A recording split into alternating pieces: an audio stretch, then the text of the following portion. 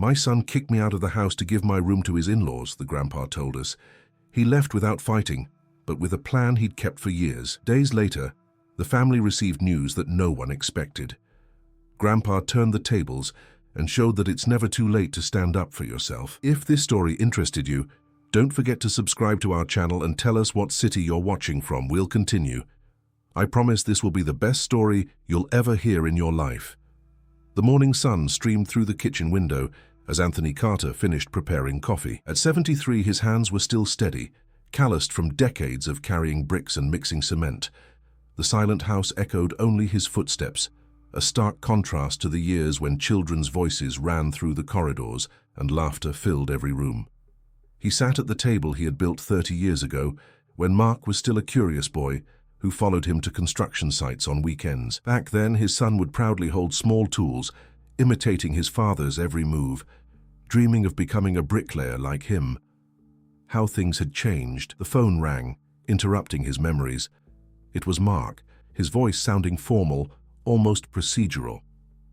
"Dad, I need to talk to you this afternoon. It's important."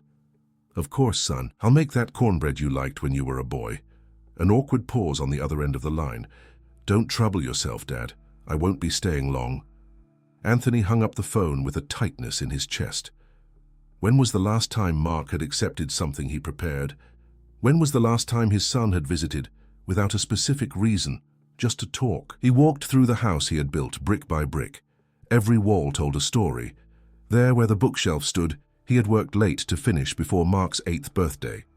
The back room, which he now used as storage, had been carefully prepared for grandchildren who rarely visited him. The photographs on the walls showed a family that seemed to have existed in another life. He remembered his last birthday, 72 years old, a solitary candle on the cake he had made for himself. Mark had called the next day, apologizing for forgetting, claiming work problems. Patricia, his daughter-in-law, hadn't even bothered to send a message. But it was the presents that hurt the most. For years, Anthony had crafted small wooden toys for his grandchildren. Rocking horses, cars, articulated dolls, miniature works of art that took weeks to complete.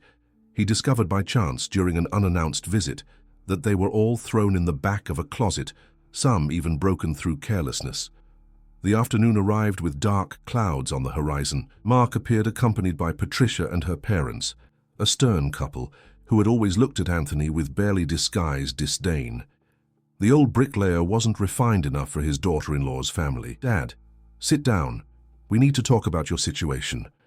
Anthony obeyed, immediately sensing the tone the conversation would take. Mark avoided looking directly at him, while Patricia nervously fidgeted with her purse. "We're worried about you, father-in-law," Patricia said in a syrupy voice that couldn't hide her impatience. "You're becoming more forgetful, and this house is too big for just one person." "Forgetful?" Anthony raised his eyebrows. "I remember everything, Patricia, including things you'd prefer I forgot." Mark's father-in-law cleared his throat. "Mr. Carter, with all due respect, you're of advanced age. It's natural that you need more care." "Care that you intend to give me?" The irony in the old man's voice was unmistakable. Mark finally spoke, still avoiding his father's eyes. "We found an excellent facility, Dad. It has nurses, activities, people your age. You'll be much safer there." "And the house?" "Well, someone needs to take care of it. My family is growing. We need more space." The words hung in the air like a sentence. Anthony looked at each face around the table. There was no love there, only convenience. No genuine concern, only interest. "When?" "Next week. Everything's already arranged." Anthony rose slowly. His legs trembled, not from weakness, but from contained anger growing in his chest like fire. "I understand. You've decided everything without consulting me." "Dad, it's for your own good." "My good?" The old man's voice rose for the first time. 50 years building this house, working sun to sun to give my family a decent life. And now you tell me it's for my own good to throw me in a nursing home." "It's not a nursing home. It's a care facility," Mark's mother-in-law corrected with an air of superiority. "And what's the difference, Mom? I stopped living in my house built with my own hands to go live in a place where I'll just be another number?" Patricia sighed impatiently. "Father-in-law, you're being dramatic. We'll visit you often. Like you visit me now." Anthony laughed bitterly. 3 times last year, Patricia. 3 times in 12 months, and always in a hurry, always with excuses to leave quickly. The silence that followed was disturbing. The grandchildren, who had arrived with their parents, played in the yard, oblivious to the conversation that would determine their grandfather's future.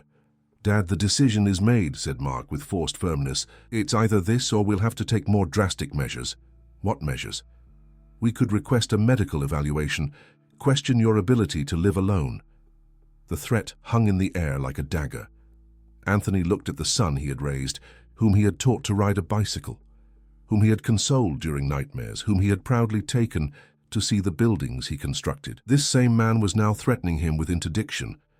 "Very well," he finally said, his voice returning to calm. "If that's what you want, I won't fight. But I have one condition." "What condition?" Mark asked, suspicious. "I want a few days to pack my things." "1 week." "Dad, you don't need to take much. They provide everything there." "Even so, 1 week to say goodbye to my house." "I think 50 years deserve at least that." Mark agreed, relieved there was no more resistance. After arranging the details, the family left quickly, leaving Anthony alone with his thoughts and the weight of betrayal. But they didn't know one thing. Anthony Carter wasn't just a retired bricklayer. He was a man who had learned over decades working on different construction sites across the city to read much more than architectural plans. He had learned to read people, situations, and especially opportunities. That night, after everyone left, he went down to the basement and opened an old rusty toolbox. Inside, protected by plastic, were dozens of notebooks with meticulous notes, dates, addresses, land registry numbers, and a folder with documents that no one in the family knew existed. For years, while working on constructions around the city, Anthony had listened to conversations between engineers and investors. He heard about urban expansion plans, about highways that would be built, about neighborhoods that would increase in value. And while everyone saw him as just another worker, he quietly noted everything, studied maps at the public library, and with his savings bought small undervalued plots in regions he knew would one day become valuable. Each purchase was registered in his notebooks, each payment was documented, each prediction confirmed over time.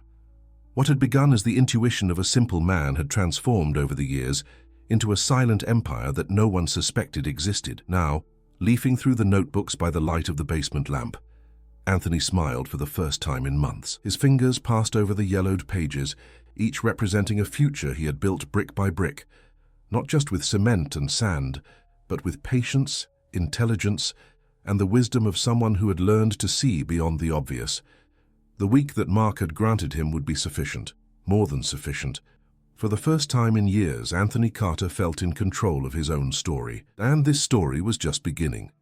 The next morning, Anthony woke before sunrise, as he had done throughout his working life. But this time, it wasn't to go to another man's construction site.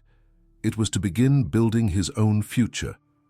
He put on his best clothes, the same ones he wore to weddings and graduations, and left the house carrying a worn leather folder. His first destination was the law office of John Mendez, an old acquaintance from the days when he had worked on the renovation of the city courthouse. John was an honest man, the son of a worker like himself, who had earned his law degree by working during the day and studying at night. When Anthony arrived at the modest office downtown, the lawyer welcomed him with the same warmth as always. "Mr. Carter, what a nice surprise. How's retirement treating you?" "It's complicated, John. That's why I came to see you." For 2 hours, Anthony told his story and showed the documents he had kept for decades. John leafed through the notebooks with growing amazement, checking dates, verifying records, calculating values. "My God, Mr. Carter, do you have any idea what this represents?" "I have a notion, but I need someone I trust to help me organize everything." John took a calculator and began doing calculations. The plots that Anthony had bought for paltry sums over the years were now worth small fortunes. Some were located exactly on the route of the new highway that would connect the city to the capital. Others were in areas that had become important commercial points.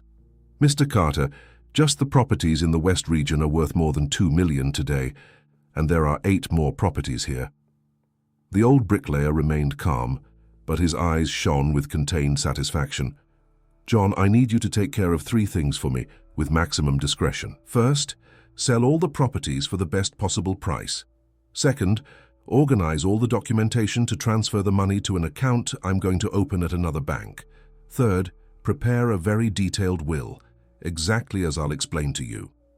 But Mr. Carter, are you sure? It's a fortune. Your family will be very well taken care of. My family, said Anthony bitterly, just informed me that I'm going to a nursing home because I'm getting in their way. John had known Mark since he was little, had even helped with some labor problems in the past. The news left him visibly shocked. I can't believe it. Mark always seemed like a good kid to me. People change, John. Or maybe we never really knew them. The two spent the rest of the morning organizing the documents. John explained the legal procedures, the deadlines, the necessary precautions. Anthony listened to everything carefully, asking precise questions that demonstrated a practical intelligence refined by decades of experience. One more thing, John. I want you to prepare a holding company in my name. I've heard about this at some construction sites. The businessman always talked about asset protection. The lawyer smiled with admiration. You never cease to amaze me. A holding company can indeed protect your assets against attempts at judicial reversal. Upon leaving the office, Anthony felt lighter, despite the heavy situation. For the first time in months, he had a plan. More than that, he had hope. His next stop was the bank. He opened an account at a branch where he wasn't known, far from the neighborhood where he lived. He explained to the manager that he would soon be making substantial deposits and needed complete banking secrecy. During the following days, he maintained his normal routine so as not to arouse suspicion. He prepared his meals, tended to the garden, greeted the neighbors. But at night, he worked on his plans with the meticulousness of someone building a house. He made a list of all the city's charitable institutions that cared for abandoned elderly people. He researched their reputations, visited some discreetly, talked with residents and staff. He wanted to be sure that his money would be well spent. He also began to document in detail the last years of his family life. He noted dates of forgotten birthdays, refused gifts, cancelled visits. Not out of resentment, but as a precaution. He knew that when his plans came to light, he would need to prove that his decisions were not the result of senility, but of a lucid assessment of reality. On the fourth day, John called with exciting news. Mr. Carter, I've found buyers for 6 properties. The total value exceeded $5 million, and we still have the best ones left. $5 million? Anthony had to sit down. Even knowing the value would be high, the reality exceeded his expectations. And there's more. One of the buyers is a construction company that's developing a mall in the region. They want your property on Main Street and are willing to pay $3 million just for that lot. Accept all the offers, John. The faster the better. Mr. Carter, may I ask you a personal question? Why did you never tell your family about this? The old man was silent for a moment. Because I wanted to be sure they loved me for who I am, not for what I have. Now I have the answer. That night, Anthony walked through the house he would soon leave. Each room had a memory, each object a story. But he no longer felt pain, only a sweet melancholy. Those walls that had seen him build a family would now witness his departure. But he would not leave defeated. He thought about his grandchildren, Laura and Gabriel, who were playing in the yard the afternoon he learned of his fate. They were not to blame for their parents' mistakes. In fact, on the few occasions he saw them, he noticed genuine discomfort when they witnessed how their parents treated him. Especially Gabriel, 15 years old, who had several times tried to defend his grandfather in family discussions. This memory made him smile. Perhaps not all was lost. Perhaps there was a way to protect his grandchildren from their parents' greed, while still ensuring they learned important values. It was then that he had an idea that would completely change the course of his will. On the 5th day, he received an unexpected visit. It was Rose, his 70-year-old neighbor, with whom he had maintained a respectful friendship for decades. Anthony, is it true you're leaving? It's true, Rose, on Monday. But why? You have your health, your autonomy. Anthony told her briefly what was happening. Rose listened with growing indignation. How absurd. I've known Mark since he was little. How can he do this to his own father? People have changed, Rose, or maybe I never really knew them. And you're going to accept this quietly? The old man smiled mysteriously. Who said I'm accepting it quietly?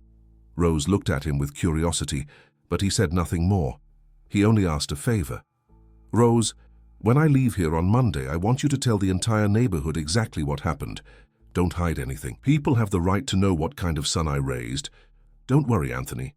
Everyone here respects you. They know the hard-working and honest man you've always been. After Rose left, Anthony returned to the basement for the final adjustments to his plans. He opened one of the oldest notebooks and leafed through pages he hadn't seen in years. He found what he was looking for. Notes about a property he had bought 25 years ago, right in the center of the city. At the time, it was just a vacant lot between two old buildings. But Anthony had heard that a municipal square would be built there. He bought the land for almost nothing, more on impulse than strategy. Years later, he discovered that the square plans had changed, but a large company wanted to build a branch exactly at that location. He had never sold the property. He had simply forgotten about it until that moment. He picked up the phone and called John. "John, there's one more property here that I forgot to mention. It's on 15th Street, right downtown." He heard the lawyer whistle on the other end of the line. "Mr. Carter, do you know where that property is? It's one of the most valuable areas in the city. I imagine it's worth good money." "Good money?" "Mr. Carter, just that property must be worth about 4 million, maybe more." Anthony hung up the phone and laughed alone in the basement. 10 million, maybe more. A retired bricklayer whom nobody took seriously had accumulated a fortune that would make many of the city's businessmen envious. But the money was just a tool. What really mattered was the lesson he was about to teach, a lesson about respect, about dignity, about the consequences of treating family as disposable. On Friday, 2 days before his forced move, Anthony took his last walk through the neighborhood. He greeted each acquaintance, thanked them for decades of good coexistence, and discreetly planted the seeds of truth about his situation. When he returned home in the late afternoon, he found a message on the phone. It was from Gabriel, his grandson. "Grandpa, I don't think what they're doing to you is right. When I turn 18, I'll move out and live with you, I promise." The message brought tears to the old man's eyes. At least one person in that family still had a heart, and he would make sure Gabriel had the chance to keep his promise, even if in a different way than the boy imagined. The weekend passed slowly. Mark showed up on Saturday to check if everything was all right, but stayed only a few minutes. Patricia didn't even get out of the car. On Sunday night, the eve of his departure, Anthony made one last call to John. "Is everything ready, John?" "Everything. The sales have been finalized, the money is in the new account, the will is registered. Mr. Carter, are you sure you want to do this? I've never been so sure of anything in my life. And when do you want me to inform your family?" "Tomorrow afternoon, after they leave me at the nursing home." Anthony hung up the phone and prepared to sleep his last night in that house.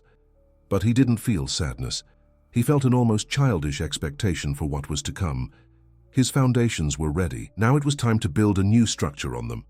A structure that would last much longer than those walls that had seen him grow and age. A structure made of justice, dignity, and the silent satisfaction of someone who knew how to wait for the right moment to show what he was really capable of. Monday dawned gray with low clouds threatening rain. Anthony woke at 5 in the morning as always, but this time there was no construction site waiting for him. There was only a small suitcase and the end of an era. Mark arrived punctually at 9 o'clock, accompanied by Patricia and an employee from the facility. He didn't bring the children, thought it better they didn't see, he said with a justification that sounded more like his own relief than child protection. "Is everything ready, Dad?" asked Mark, avoiding looking directly at what remained of the old bricklayer's life summarized in a suitcase. "It is."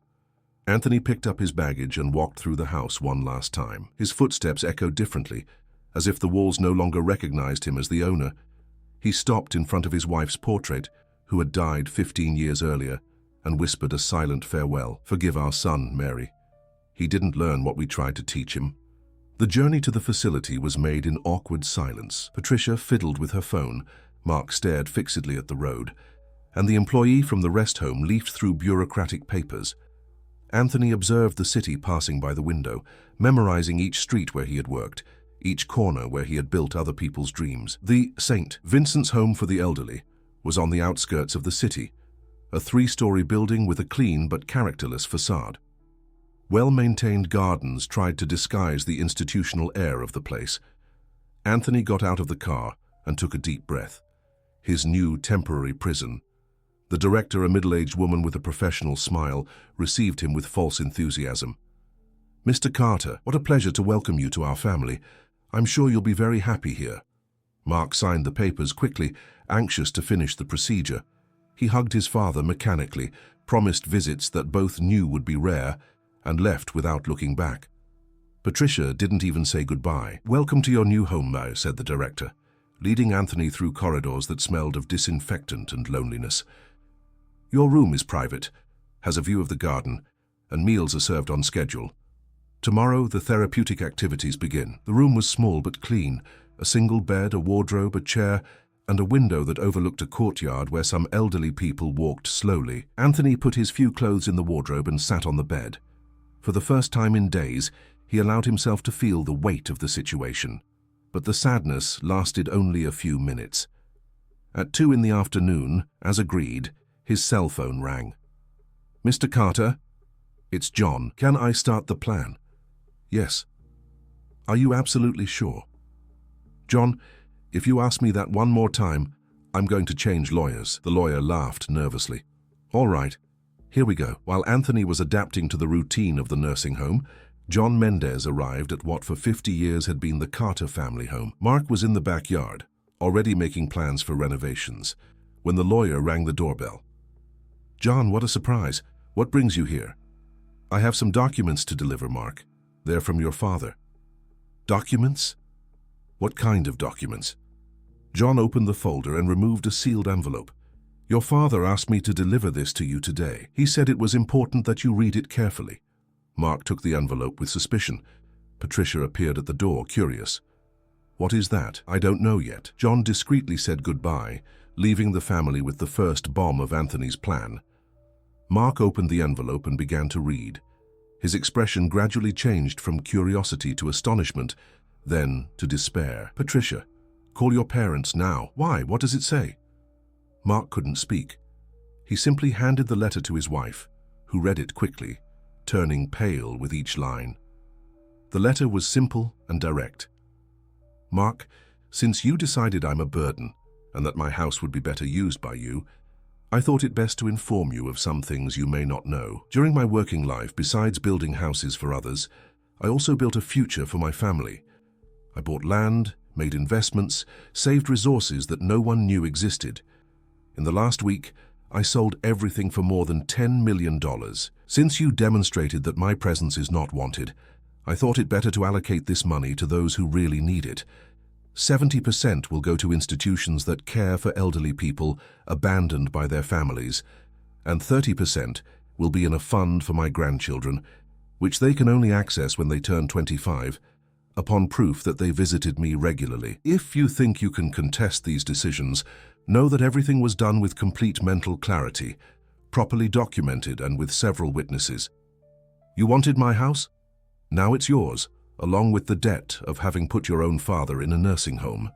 I hope the mortgage of respect that you lost isn't greater than the value of the property you so desired. With all the lack of love that you taught me to feel, Anthony Carter."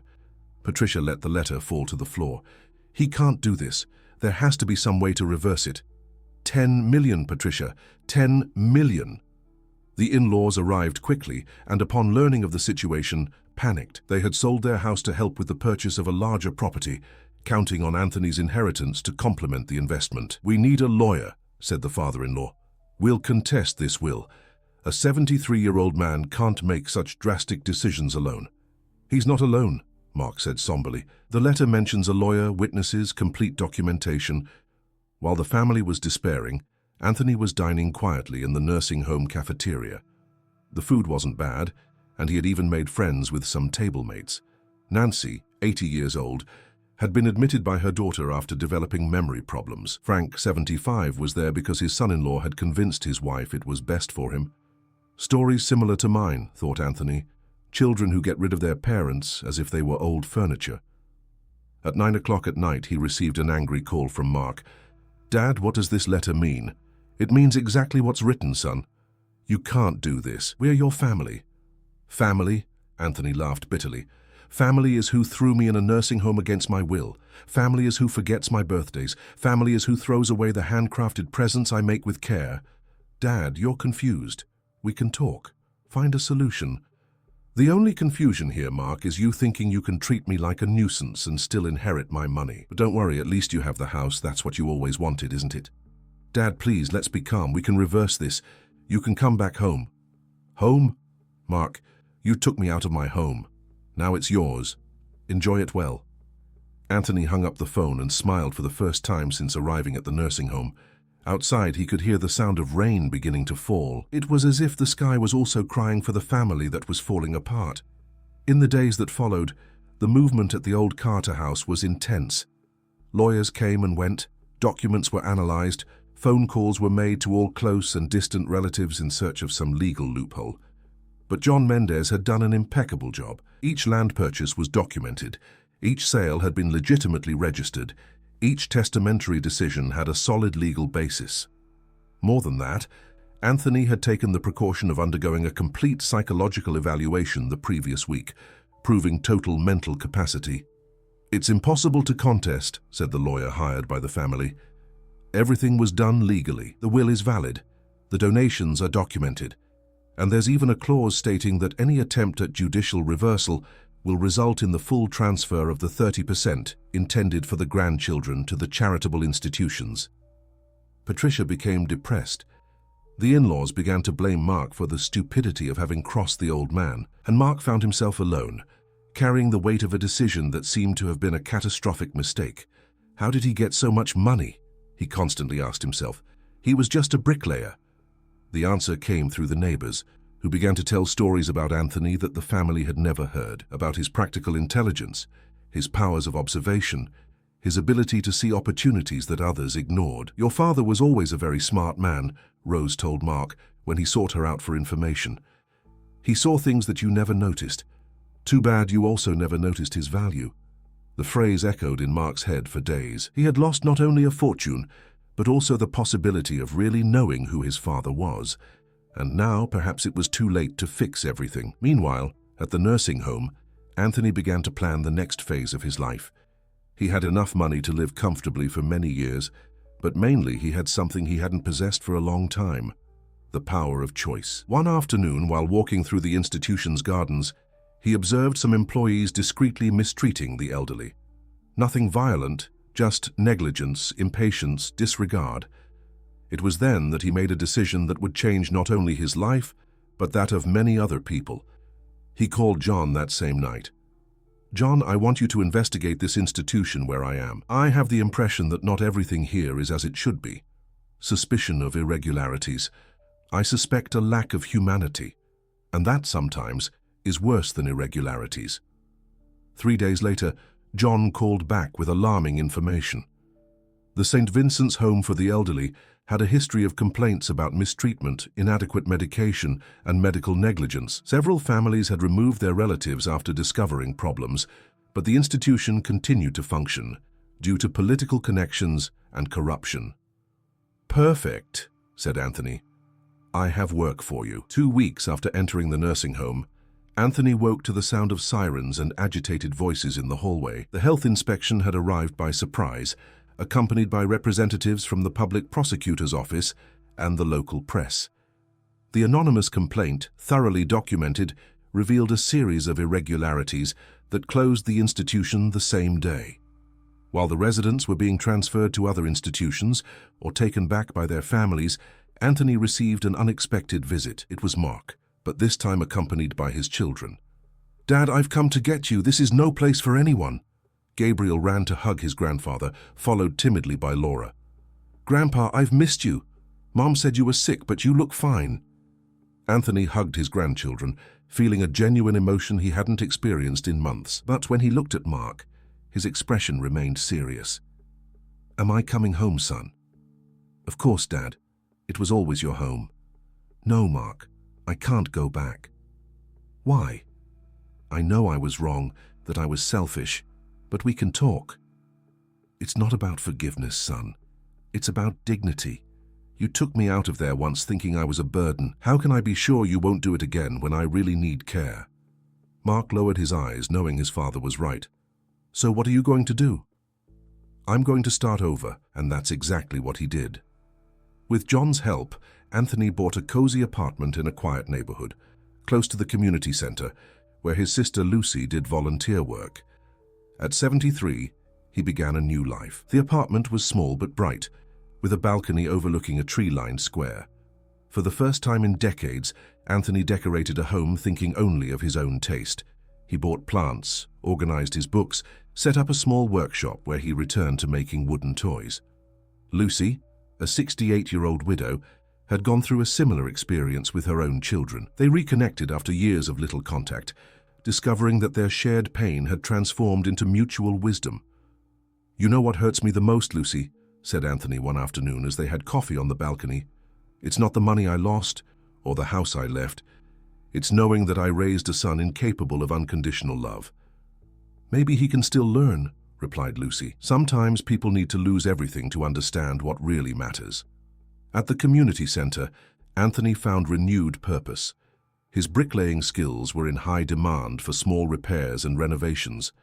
He taught carpentry to underprivileged teenagers, helped families renovate their homes, participated in housing efforts. It was during one of these activities that he met Irene, a retired 70-year-old teacher who coordinated an adult literacy project.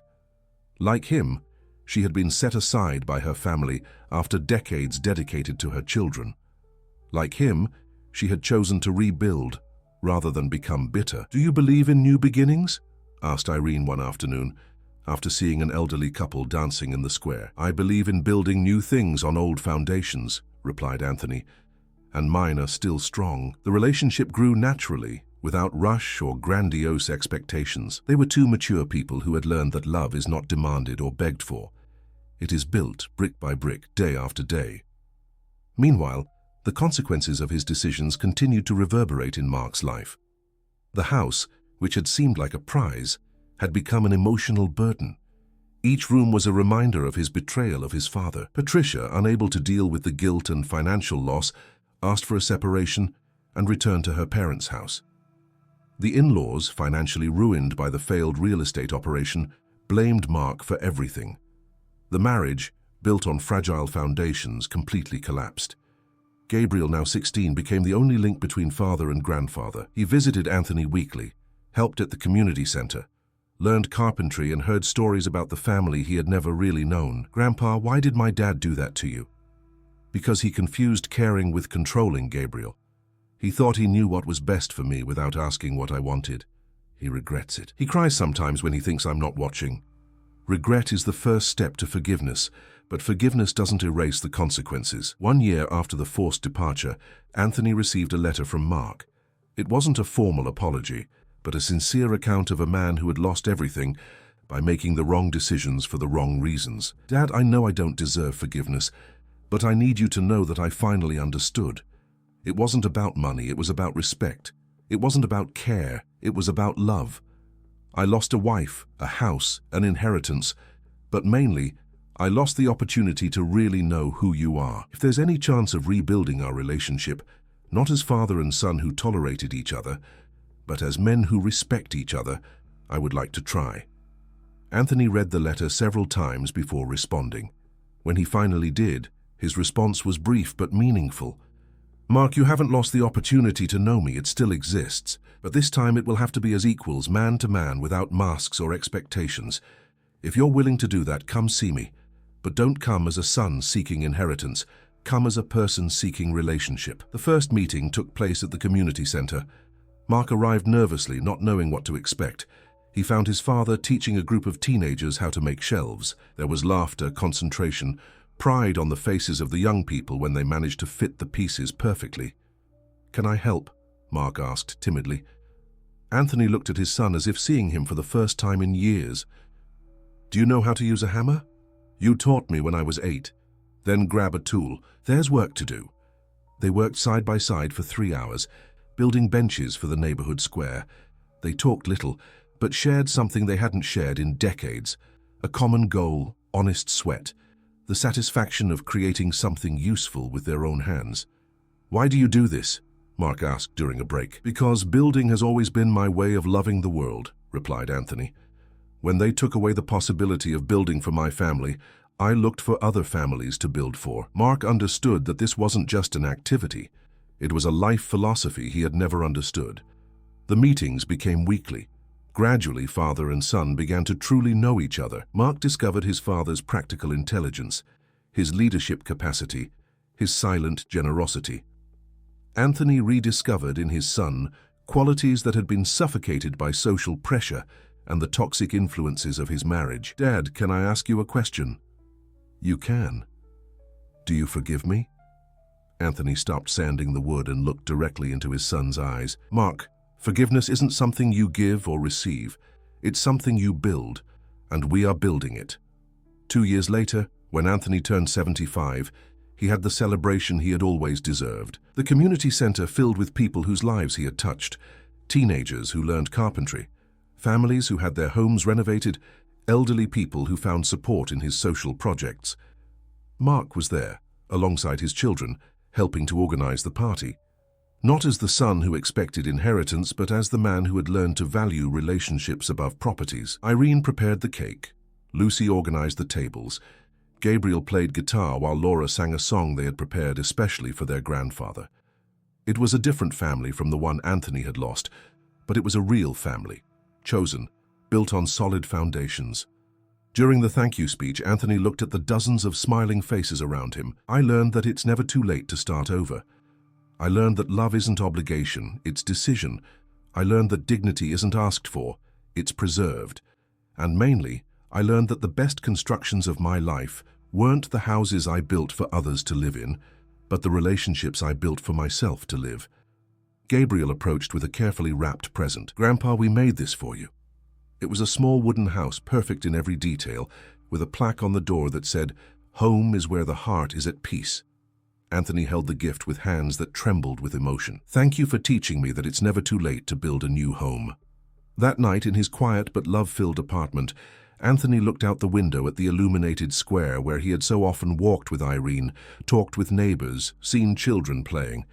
He had begun that journey as a man discarded by his own family. He ended it as a man who had built a new family based on mutual respect, genuine affection, and shared purpose.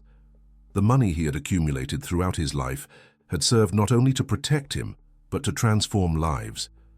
The institutions he funded continued their work. His grandchildren were growing up learning solid values, and he had proven that dignity has no price. As he prepared for bed, Anthony smiled, remembering the words that Mary, his wife, used to say, "Life isn't about the houses we build, but about the hearts we touch." She was right, and he had spent the last years of his life proving this to himself and to everyone around him. He was finally a man at peace. The end. Dear listeners, we hope Anthony Carter's story has touched your hearts as much as it touched ours. This narrative reminds us that it's never too late to start over, that dignity is non-negotiable, and that the true value of a life is not measured by what we accumulate, but by what we build in terms of relationships and human legacy. If this story moved you, don't forget to subscribe to our channel and leave a like on this video. Share your own reflections on family, forgiveness, and new beginnings in the comments. Every day we bring stories that explore the complexity of human life, and your participation makes our community even more special. Until the next story, and remember, it's never too late to build something new on solid foundations of love and respect.